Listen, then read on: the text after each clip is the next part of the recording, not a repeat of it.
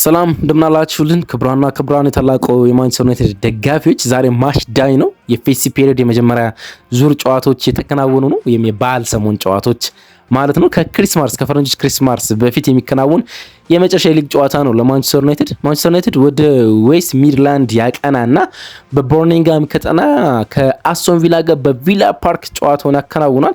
ጨዋታው ምን አይነት መልክ ይኖረዋል የሚሉትን ጉዳዮች ሁሉ እንተነትናለን። በጣም ብዙ ሚዲያዎች፣ ብዙ የእግር ኳስ ተንታኞች ማንቸስተር ዩናይትድን በአንደርዶግ አድርገውት በቪላ የመሸነፍ ግምት ሰጠውት ነው ጨዋታውን የሚያስጀምሩት። ግን ማንቸስተር ዩናይትድ በቪላ ፓርክ በጣም አስደናቂ ሪከርድ አለው። እንደ ቪላ ፓርክ የሚመቸው ሜዳ አይደለም። ይሄ ታሪክ አይደለም። ባለፉት 2 3 4 25 ዓመታት በቪላ ፓርክ ማንቸስተር ዩናይትድ በጣም አስደናቂ ሪከርዶች አሉት። እነሱን ቁጥሮች እንመለከታለን። ብሩኖ ፈርናንዴዝ ዛሬ አሲስት ወይም ጎል የሚያስመዘግብ ከሆነ አስደናቂ ሪከርዶችን በእጁ ይቆናጠጣል። ማን ለዚህኛው ጨዋታ ወሳኝ ይሆናል? በአስቶን ቪላ በኩልም በማንቸስተር ዩናይትድ በኩል ጨዋታውን የትኞቹ ተጫዋቾች ሊወስኑት ይችላሉ? የትኛው የጨዋታው ሙቭመንት ሊወስነው ይችላል? በተለይ ደግሞ በቪላ በኩል የትኛው ነው ጠንካራ ጎናቸው? እነሱን እንመለከታለን። የምትገኙት በተወዳጁ ገጽ ማን ዩናይትድ ኢንፎ ነው። ሰብስክራይብ አድርጋችሁ ማዳመጣችሁ አይለይ። ለእኛ ድጋፋችሁ የምታሳዩን በዚህ መንገድ ብቻ ነው። ደግሞ ፕሪማች ሪቪው ነው። ስለዚህ የጨዋታ ግምቶቻችሁን ከምጽፉበት ከተማ እንዲሁም ስም አያይዛችሁ አስፍሩልን። እንዲሁም ቪዲዮውን ላይክ አድርጋችሁ ጀምሩ። ሁሉንም ስለምታደርጉ ድጋፋችሁን ቆይታችሁን ከኛ ጋር ስለምታደርጉ ከልብ እናመሰግናለን። ከደቂቃዎች በኋላ ማን ዩናይትድ ኢንፎ ተመልሶ ይመጣል።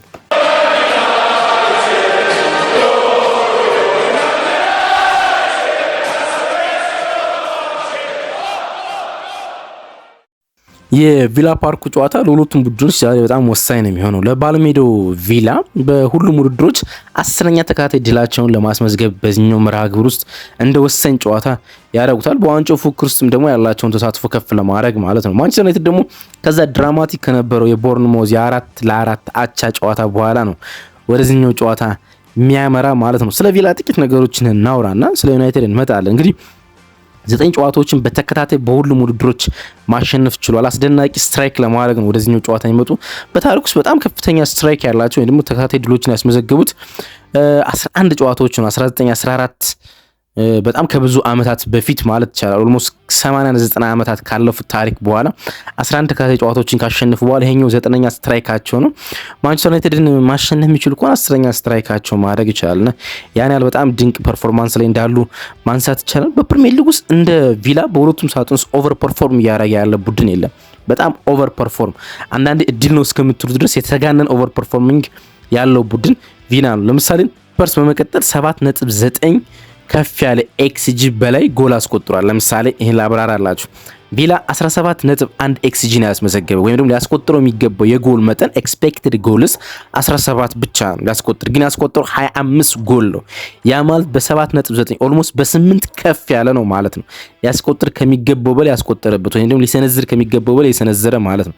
ከቪላ በላይ በፕሪሚየር ሊግ ውስጥ በጣም ከኤክስጂ በላይ የሰነዘረው ቡድን ብዙ ጎል ባያስቆጥርም ስፐርስ ነው። ስፐርስ ሊያስቆጥር ከሚገባው ጎል በላይ 9.7 አስቆጥሯል። ያስቆጥር ማለት ግን ደግሞ ከማስቆጠር ብቻ አይደለም፣ የተቆጠረበትም ከኤክስጂ መጠን አንጻር በጣም አስደናቂ ነው። ሊቆጠርበት የሚገባው የጎል መጠን ቪላ ከተሞከረበት የጎል መጠን አንጻር 21.9 ወይም ደግሞ ወደ 22 ጎሎች ሊቆጠርበት ይገባ ነበር፣ ግን የተቆጠረበት 17 ብቻ ነው። በ4.9 ወይም በ5 ኤክስጂ ይወርዳል ማለት ነው። ያን ያህል በሁለቱም ሳጥን ውስጥ ሊያስቆጥሩት ከሚገባቸው ወይም ደግሞ ሊቆጠርባቸው ከሚገባቸው የጎል መጠኖች ከፍ ያለ ስኬትን ማስመዝገብ ችለዋል ማለት ነው። እነዚህ ነገሮች አንዳንድ እድል ናቸው፣ አንዳንድ ደግሞ ፐርፌክት መሆኑ፣ በተለይ ደግሞ በተቃራኒ ቡድን ሳጥን ውስጥ የሙከሮችን ሀፍ ቻንሶችን የመጨረስ ብቃት ነው።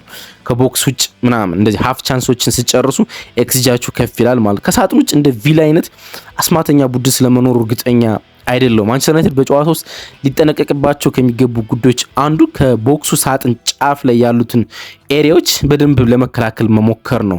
ካስሜሮ የለም። ይሄ እዚህ ጫፍ ላይ ብዙ ጊዜ የሚቆመው ተጫዋች እሱ ነው። ካስሜሮ በዚህኛው ጨዋታ የለም። ስለዚህ ከቦክሱ ጫፍ ላይ የሚቆሙ ተጫዋቾችን ማዘጋጀት በትልቅ ኃላፊነት ይገባዋል። ምክንያቱም ቪላ በዚህ ውድድር ዓመት 10 ጎሎችን ከሳጥን ውጭ ማስቆጠር ችሏል። 10 ጎሎችን ማለት ነው። ከሊጉ ውስጥ በሁለት ከየትኛው ቡድን ይበልጣሉ? ቦርንሞዝ 8 ከሳጥኖች አስቆጥሯል። ከዛ በመቀጠል ከዛ ከፍ በማለት ቪላ ነው የሚገኘው ማለት 42 ሹቶችን ነው ከሳጥኖች የሞከሩት። 10 ጎሎችን ማስቆጠር ችሏል ማለት ነው። ለዚህ ደግሞ እንደነ ሞርጋን ሮጀርስ ያሉ ተጫዋቾችን በትልቅ ይጠቀምባቸዋል ማለት ነው። ሞርጋን ሮጀርስ በዚህ ውድድር ዓመት 3 ጎሎችን ከሳጥኖች አስቆጥሯል። የሪ ቲልማንስና ማቲ ካሽ ደግሞ ሁለት ጎሎችን ከሳጥኖች አስቆጥረዋል ማለት ነው። እነዚህን ተጫዋቾች መቆጣጠር በጣም አስፈላጊ ነው። እነዚህ ተጫዋቾች ከምንም ቪላ በተቸገረባቸው ወይም ቪላ ጥሩ እየተጫወተ ባልሆነባቸው ሰዓት እንኳን ከምንም ጎል ሊያስቆጥሩ የሚችሉ አይነት ተጫዋቾች ናቸው። ከምንም ለዛ ነው ኤክስጂያቸው ዝቅ ያለ ሆኖ፣ ምክንያቱም ከሳጥን ውጭ የሚቆጠር ጎል የኤክስጂ መጠኑ ዝቅ ያለ ነው። ጎል ሲሆን ግን ከፍ ይላልና የኤክስጂ መጠናቸው ዝቅ ብሎ የጎል መጠናቸው ከፍ ያሉ እንደዚህ አይነት ሃፍ ቻንሶችን ወይ ግማሽ እድሎችን በደንብ ስለሚጠቀሙ ነው። የቡድኑ ወሳኙ ተጫዋች በዚህ ሰዓት በተለይ ምንም ጥያቄ የሌለው ሞርጋን ሮጀርስ ነው። ማንቸስተር ዩናይትድ በአይነ ቁራኛ ሊከታተሉ የሚችለው ተጫዋች ለዛሬው ምሽት ጨዋታ ላይና ጨዋታውን ሊቀይረው የሚችለው ተጫዋች በተቃራኒ ሞርጋን ሮጀርስ ነው። ምክንያቱም ባለፉት 11 ጌሞች 8 የጎል ተሳትፎ አለው፣ 5 ጎልና 3 አሲስት ማለት ነው። 3-2 በተጠናቀቀው የዌስትሃምን ያሸነፉበት ካምባክ ሁለቴም ከመምራት ዌስትሃምን ባሸነፉበት ጨዋታ ላይ ከምንም አልቻል ከቦክስ ውጭ ግሩም ጎል አስቆጥሮ የበላይ ያረጋቸው እሱ እንደሆነ ማንሳት ይቻላል። ወደ ዩናይትድ እንምጣ። እንግዲህ ዩናይትድ በሊግ ውስጥ ከፍተኛ ነን ፔናልቲ ወይም ከፔናልቲ ውጭ ከፍተኛ ኤክስጂ ያላቸው ሁለተኛው ቡድን ነው ከማንቸስተር ሲቲ በመቀጠል ማለት ነው። አንዳንድ ነገሮች ኢንፍሌትድ አድርጎት ሊሆን ይችላል። የቦርንሞዝና የወልቭስ ጨዋታ ከፍተኛ በዚህ ውድድር ዓመት ከፍተኛ ኤክስጂ የተመዘገበባቸው ጨዋታዎች ናቸው። ለምሳሌ በወልቭስ ጨዋታ ማንቸስተር ዩናይትድ 4 ጎልን ያስቆጠረ 3.5 ኤክስጂ ነበረ፣ ኦቨር ፐርፎርሚንግ ነበረ። በቦርንሞዝ ጨዋታ 3.4 ኤክስጂ ነበረው፣ 4 ጎል አስቆጥሯል፣ 4-4። እነዚህ የማንቸስተር ዩናይትድ የኤክስጂ መጠን ወደ 7 ብቻቸውን ከፍ አድርገውታል። ግን በውድድር ዓመቱ በፕሪሚየር ሊጉ ከፍተኛ ኤክስጂ ካላቸው ቡድኖች ውስጥ እንደ አንዱ ነው። ከቦርንሞዝ ጋር የመጀመሪያ አጋማሽ ማንቸስተር ዩናይትድ ያደረገው ፐርፎርማንስ በዚህ ውድድር ዓመት አንድ ቡድን በመጀመሪያ አጋማሽ እንደዚህ አይነት የተናጠል ፐርፎርማንስ አላሳየም።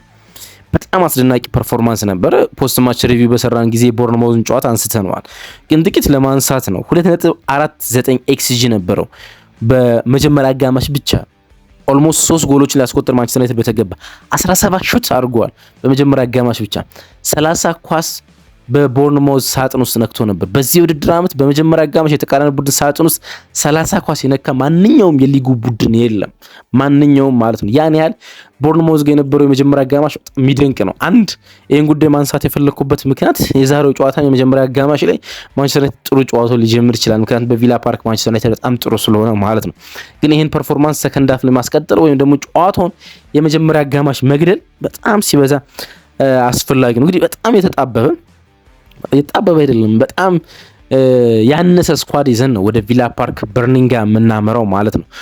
ካስሜሮን በቅጣት አጠን፣ እንዲሁም 3 ተጫዋቾችን ወደ አፍሪካ ዋንጫው ልከን እንደዛ ማለት በጣም የተጣበበ ኦልሞስት 4ቱን ተጫዋቾች በቋሚ አስተላለፍ ውስጥ የሚገቡ ተጫዋቾች 4 አዲስ የቋሚ አስተላለፍ ውስጥ ላይን አፕ የሚገቡ ተጫዋቾችን ይዘን ነው ወደ ጨዋታው የምናመራ ማለት ነው። እና በጨዋታው ውስጥ ወሳኝ ሊሆኑ የሚገባቸው ተጫዋቾች አሉ፣ ኃላፊነት ሊወስዱ የሚገባቸው ማለት ነው። እንደ ማቲያስ ኩኛ ወይም ደግሞ ብሩኖ ፈርናንዴዝ አይነት ተጫዋቾች በዚህኛው ጨዋታ ላይ ኃላፊነት ሊወስዱ ይገባል። ምክንያቱም ስኳዱ የጠበበ ሲሆን ሲኒየር ተጫዋቾችና የቡድኑ ወሳኝ ተጫዋቾች እንደዚህ አይነት ተጫዋቾች ላይ ቡድኑን ታድገው መውጣት ይጠበቅባቸዋል ማለት ነው።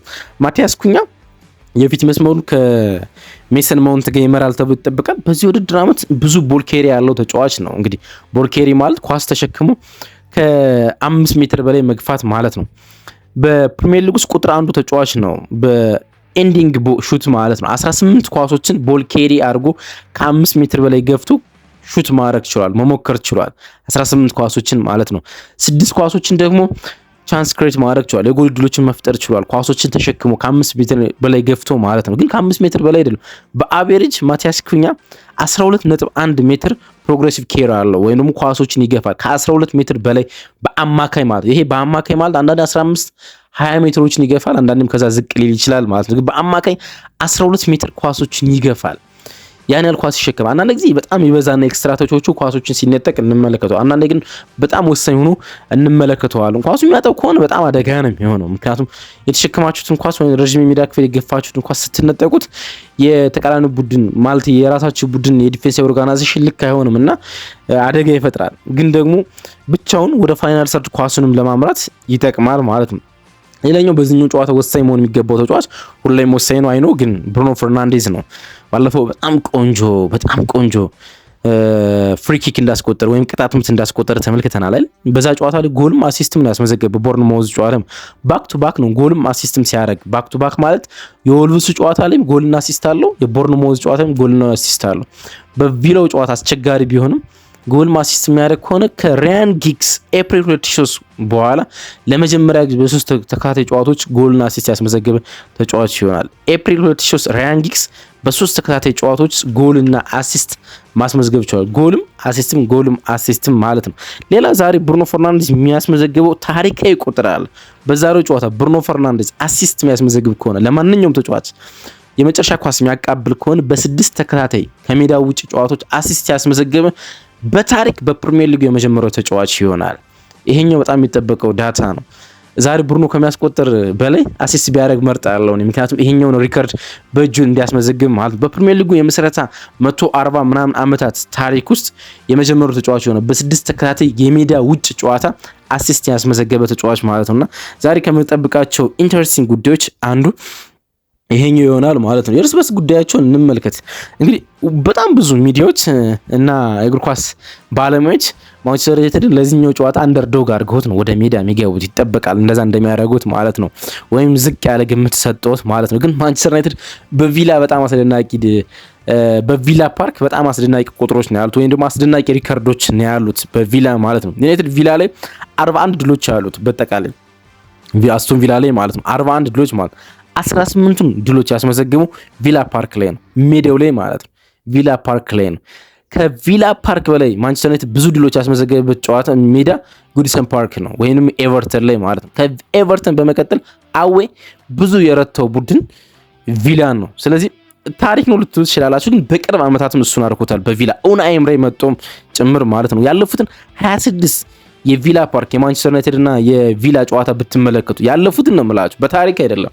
ከዛሬው ጨዋታ ውጭ ያለፉትን 26 የቪላ ፓርክ ጨዋታ ብትመለከቱ ቪላ አንድ ድል ብቻ ነው ያለው፣ አንድ ድል ብቻ ማለት ነው። 9 አቻ አላችሁ፣ 16ቱን ማንቸስተር ዩናይትድ ነው ማሸነፍ ይቻላል ማለት ነው። 16ቱን ማለት ነው። ኖቬምበር 2022 ኡናይ ኤምሬ የመጀመሪያ ጨዋታውን ሲያደርግ 3-1 አስቶን ቪላ ማንቸስተር ዩናይትድን ካሸነፈበት ውጭ በቅርብ ዓመታት በቪላ ፓርክ ያለፉትን 26 ዓመታት ማሸነፍ አልቻሉም ቪላዎች። ያለፉትን 26 ዓመታት ነው የምላችሁ። ያን ያህል ማንቸስተር ዩናይትድ በቪላ ፓርክ በጣም አስደናቂ ሪከርዶች አሉት።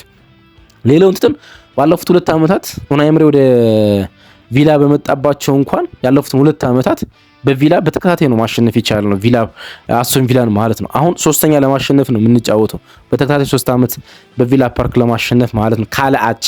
ያን ያህል በቪላ በጣም አስደናቂ ድል አለ። ኦፕታ ጨዋታውን የማሸነፍ ሪከርድ የሰጠው በ57.2% ለቪላ ነው። በ20.6% ደግሞ ለማንቸስተር ዩናይትድ ነው።